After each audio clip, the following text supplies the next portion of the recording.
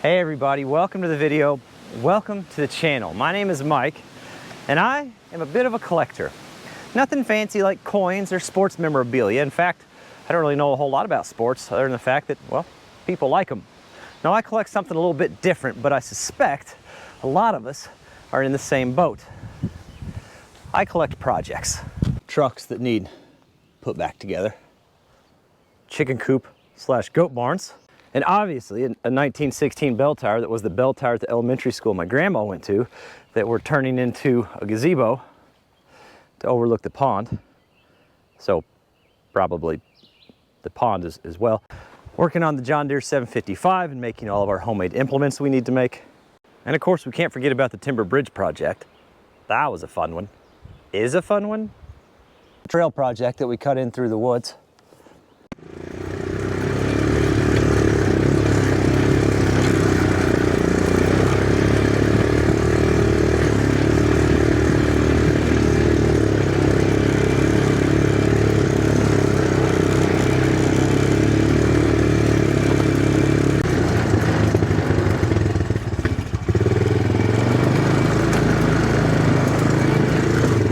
And speaking of boats, of course, the YouTube yacht, the steamboat shaped and themed rental cabin that we were building to get into the rental business.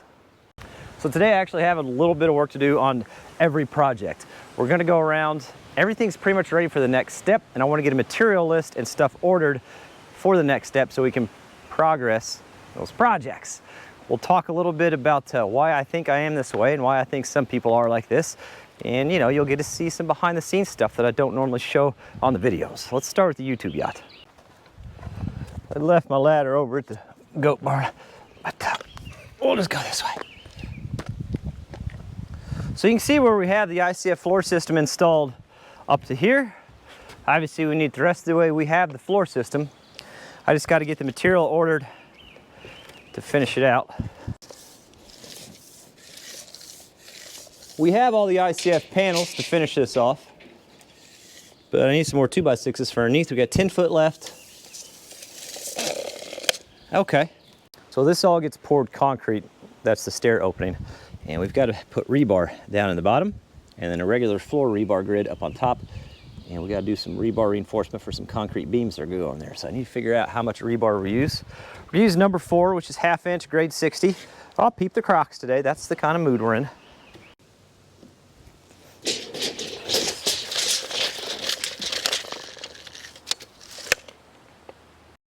I need 2, 4, 6, 8, 10. We might as well just go ahead and figure across because we'll end up using it at some point. 12, 14, 16, 18, 20, 22, 24, 26, 30. Let's call it 24.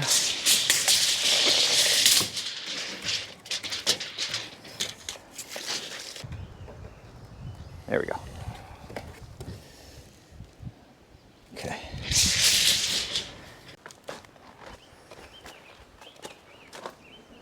Now I need some more material like this because we got to do 2 more shoring walls in here.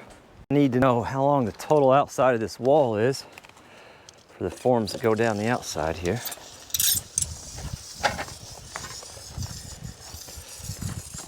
Just go right there. Yeah, 24. 23.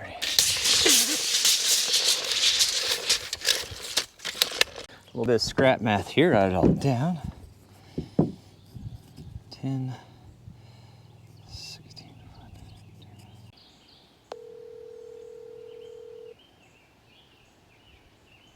Hi, this is Jeff. I will be out of the office Friday afternoon, April 22nd, not returning until Monday morning, May 2nd. Good.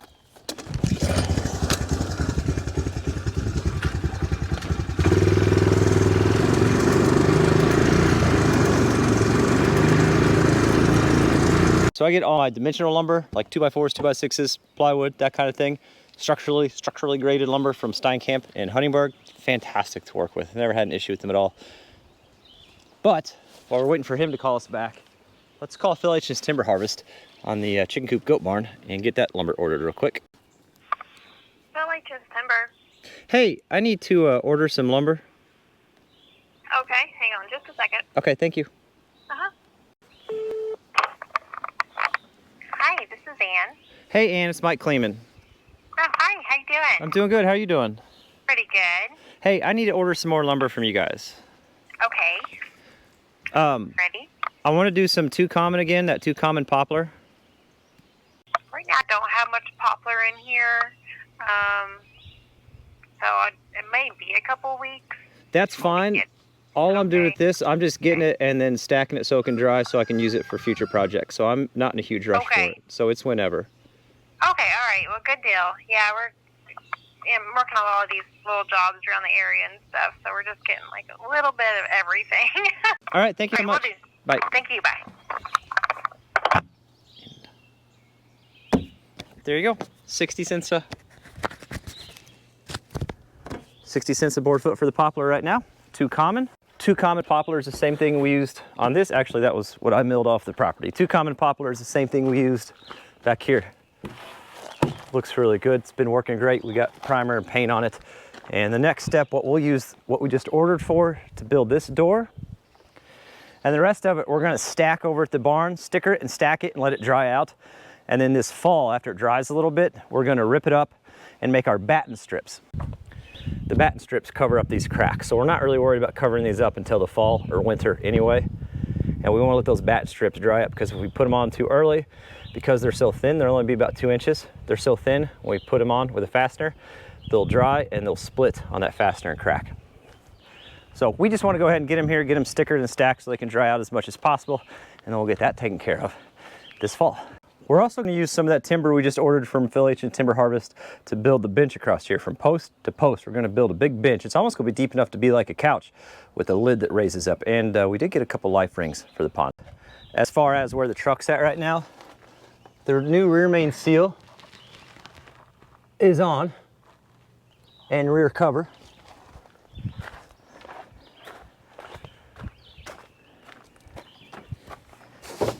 And I've got the new U-joint on the drive shafts.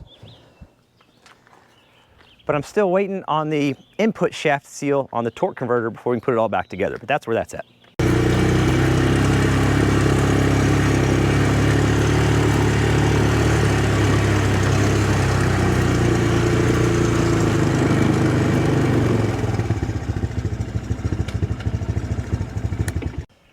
So you can see neighbor Gary built a floating swimming dock, or he's working on it.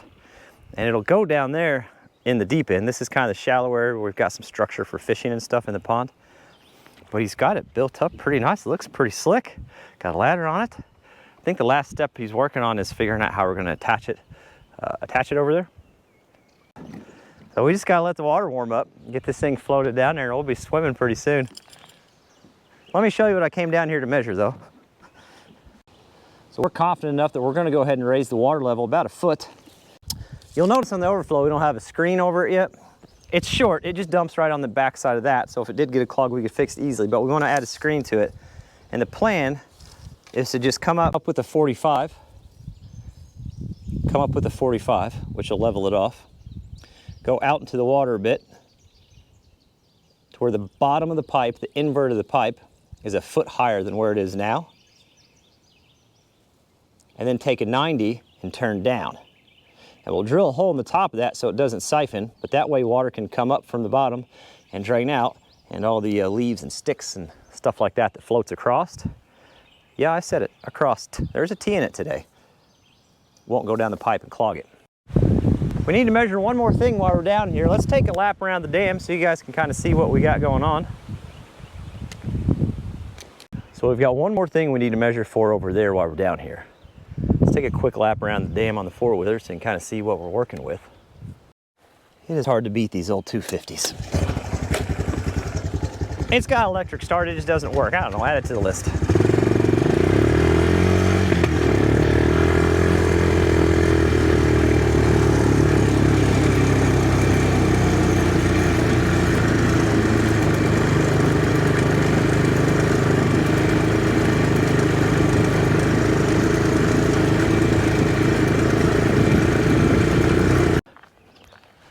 So on our side, we're gonna put a little fishing dock. And we're gonna do it right around in this area. So I got this real fancy measuring device. It's gonna be a fairly small dock, like an 8x8. But I really want a dock that's maintenance free, and I kind of found one online that I liked, and I reached out to the company, and we're working on an arrangement with them to try to get that over here. But it's gonna be a little 8x8 dock that we can fish off of. But I need to know how deep we are here, because they have an anchor system that's pretty clever.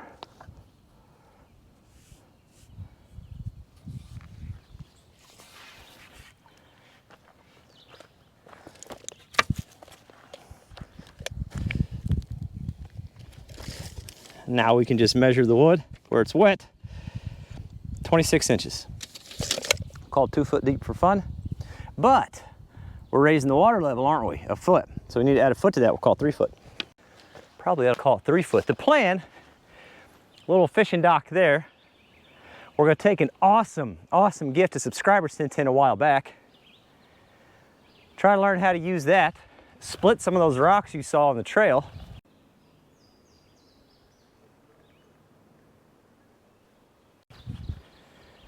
And build some stairs down to it. That's gonna make a really nice, that's a little too far, area for us to enjoy. Now I know we can't quite fish yet. We just recently stocked this, and by we, I mean neighbor Gary took care of all that. We split the cost, but he handled the contact and what fish to put in and all that stuff. It's gonna be a while till we can actually catch something, but that doesn't mean a fella can't sit down on a dock in a nice comfy folding chair and enjoy a cold snack from time to time. And I plan on trying to squeeze that in this summer. I'm really ready to enjoy this. As far as why I get into all these projects, I think it's the same for a lot of us. And tell me in the comments below 2 things, what you're working on, and if it's the same for you, because I'm just curious how many like-minded people are out there. For me, it's the challenge. A lot of these projects I do, I've never done before, or don't even know how to do. I just want to know if I can do it or not. Can I take a 1916 bell tower that's 70 miles away, borrow Dirt Perfect's pickup truck and trailer, take a log winch that I made myself, that I had to teach myself how to weld to make, load this thing up by myself, haul it 70 miles back, stand it upright, drag it down to the pond, make it a gazebo that one day I can tell my friends that come over that, yeah, this is the bell tower that told my grandma when recess was over. Can I even do that? Answer is yes, by the way. The answer is yes. That's how most of my projects start, just wanting to know if I can even do it. Probably ought to do the annual rope swing certification test real quick here.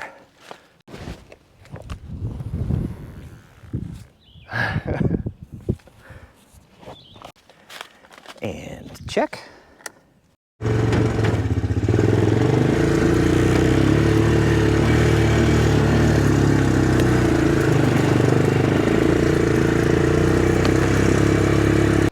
So we're back down at the timber bridge. I want to take a look at it, just see how it's holding up. Make sure the cables are still tight. Make sure everything's looking good like it's supposed to. Everything underneath looks really good.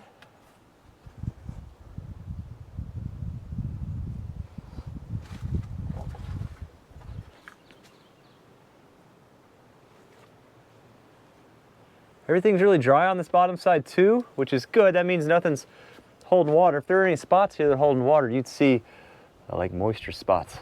You'd pull that water back into the board, and I don't see anything there. Looks really good. I think we're doing okay.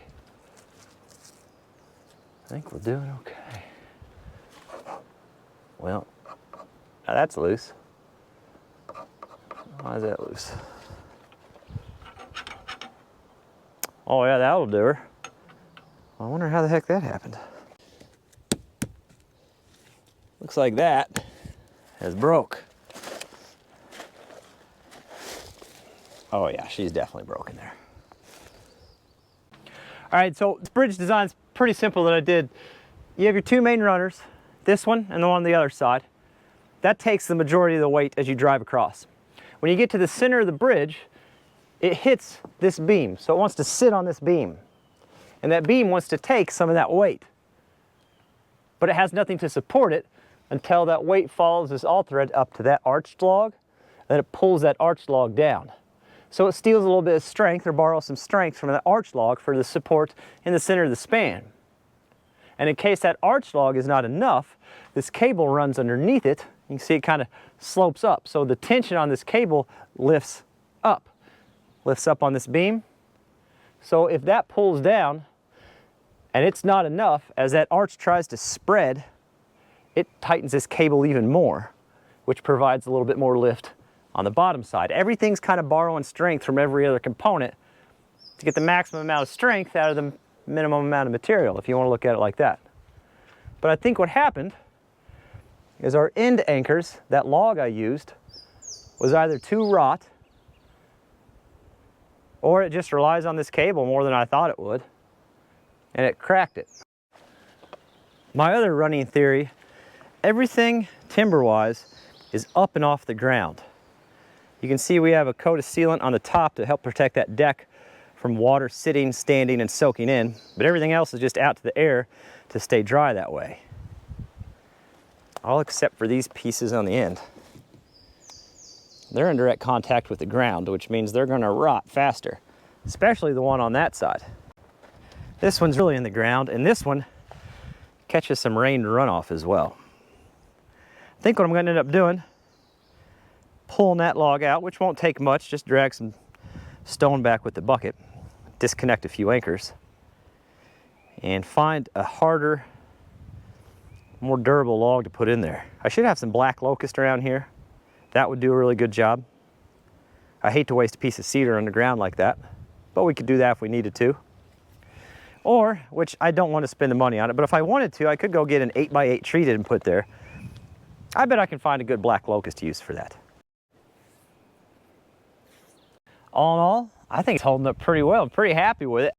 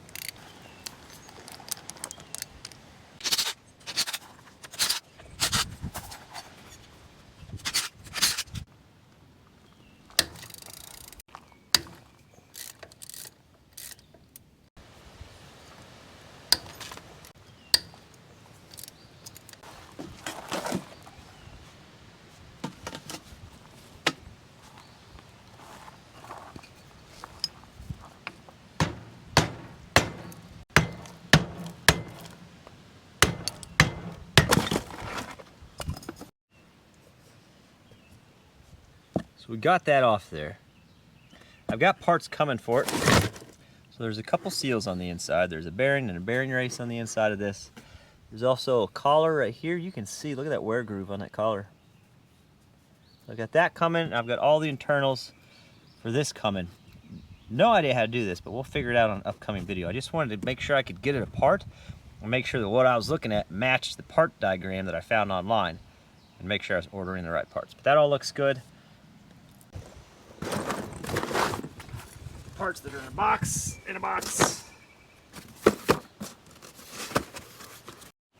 Not only do we have the projects that we're currently working on, but we also have the projects that we're going to go ahead and start, and we're getting ready to jump into something else that I want to go ahead and get started.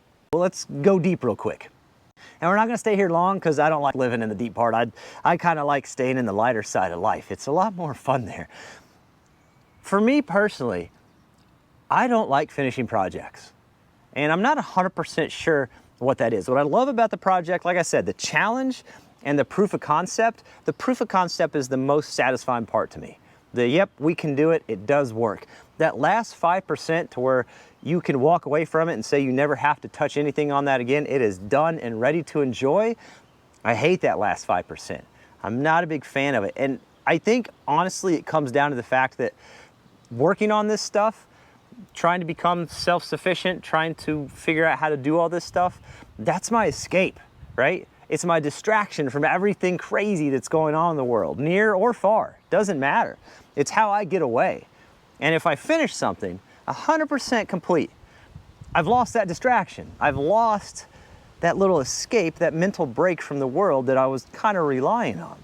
So by having a bunch of projects going and kind of always in that stage of they're almost done, I've always got something to go to if I need to get away. And I like that.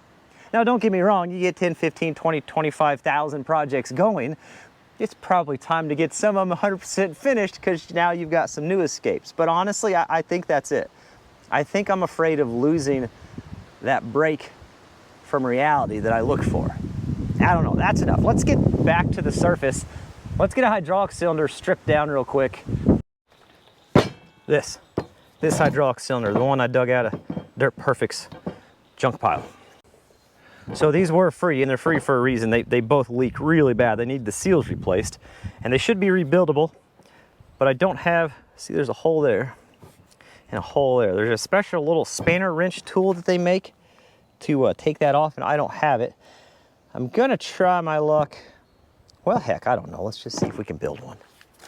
So these little knuckle breaking pins are pretty close to the right diameter. Let's see if we can't cut these off and weld them on a piece of bar that we can kind of make our own wrench.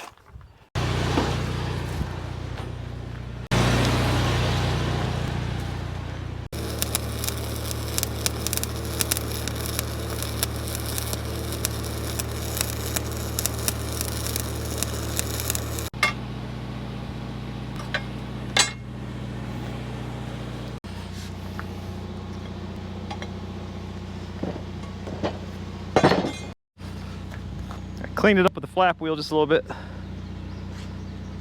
And that notch. Oh yeah, that should be fine. So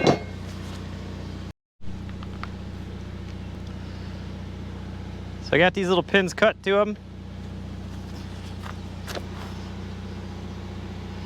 Hot. Weird.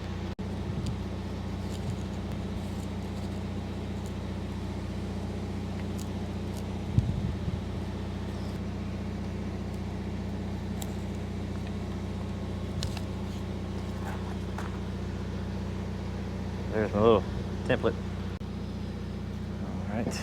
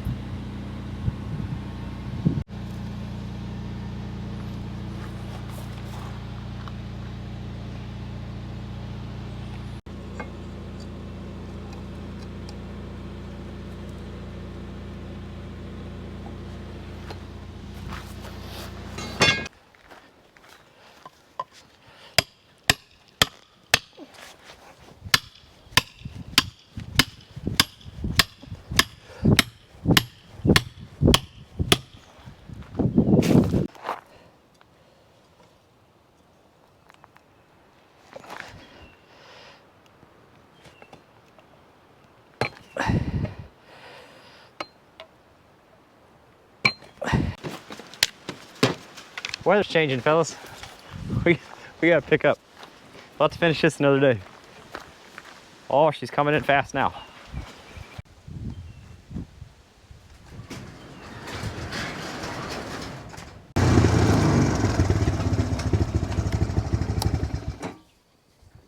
So I figured I'd come down, watch the rain blow in at the pond. Here's your reminder that your projects don't necessarily have to be all the way, what are you doing up there, doggo? Projects don't have to be all the way finished to enjoy them.